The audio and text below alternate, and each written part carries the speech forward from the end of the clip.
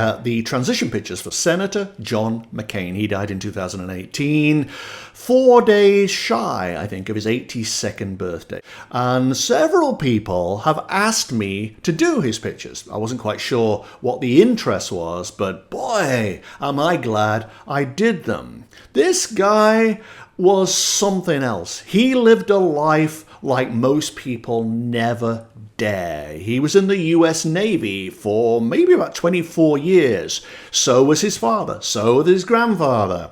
And John McCain saw active combat in Vietnam.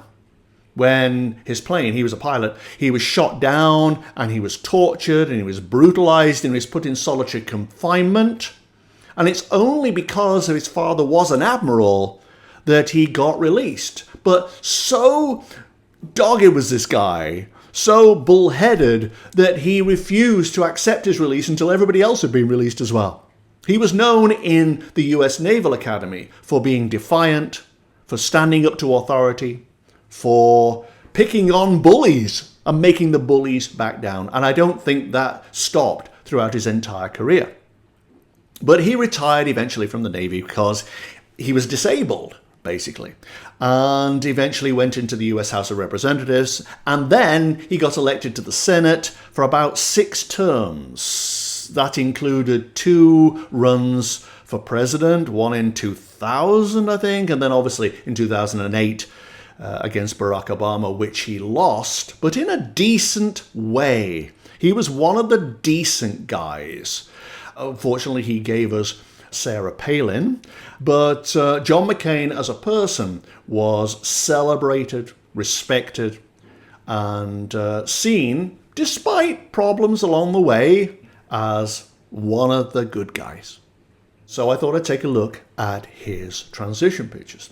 And when I did, there he is. He was sitting in a little wagon, like a toy train almost. And it was going forwards, and then it went down. And by the time it reached the bottom of the hill, there was a tunnel, and he flew free of it. But as he went down the tunnel, at the far end, I thought was that metaphorical cave I always see. But actually, at the same time that he was going towards the cave, there was a bubble, a bit like an airbag, coming the other way towards him. And eventually he hit it, and it started pushing him back. This could be medication. It could even be family love, the support of his loved ones in trying to get well. But more likely, it was medication of some kind, or treatment.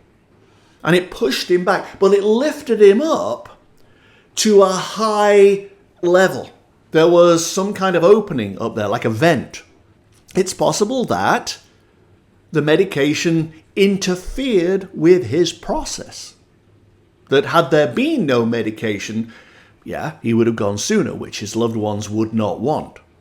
But he would have had a more straightforward transition.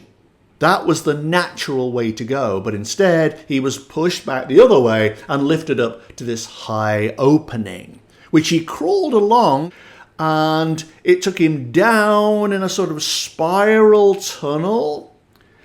And at the bottom, there was an opening, a tunnel that led up to the outside and daylight.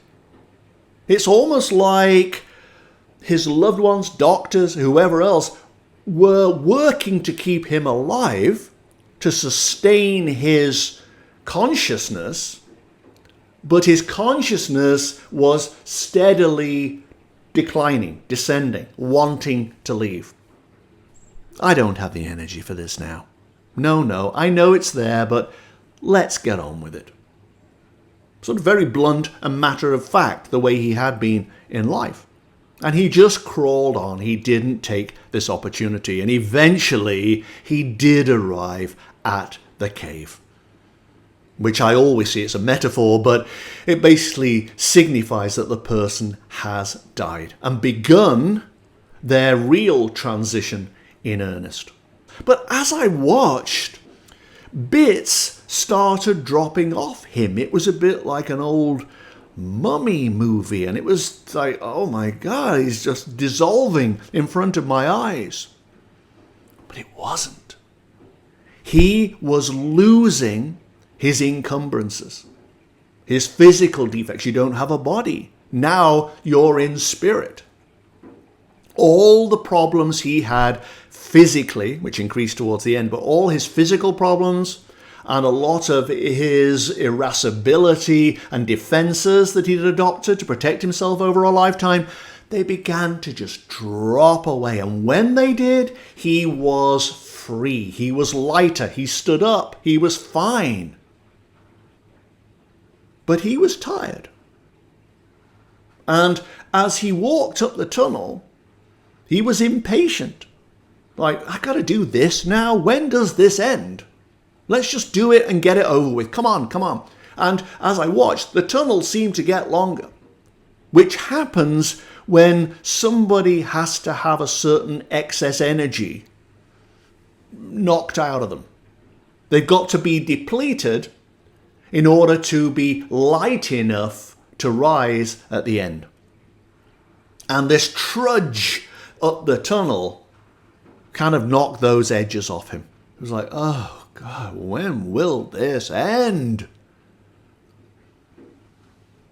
He reached the light eventually.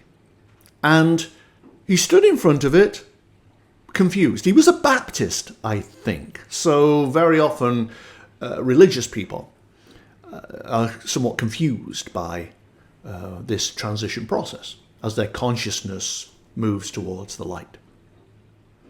And he just stood there.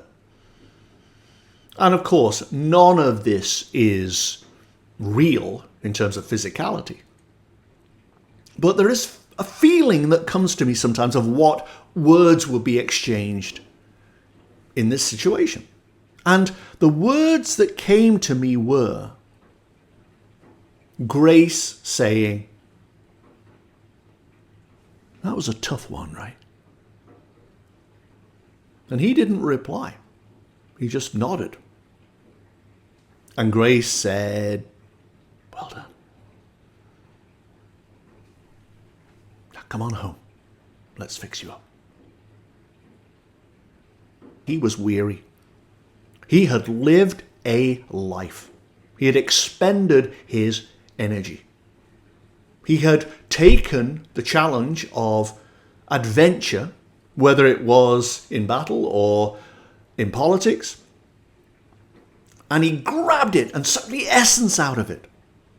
He'd given his entire life and spent his soul energy in this lifetime, which many of us don't do.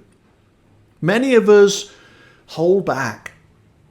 We're not even true to ourselves a lot of the time. We wear a mask. We have our defenses up. We hide in the shadows rather than participate and stand in the light. And so we arrive at the dome that I always see with excess energy, with energy to spare, which has not been used up by living up to our full potential. John McCain was not that guy.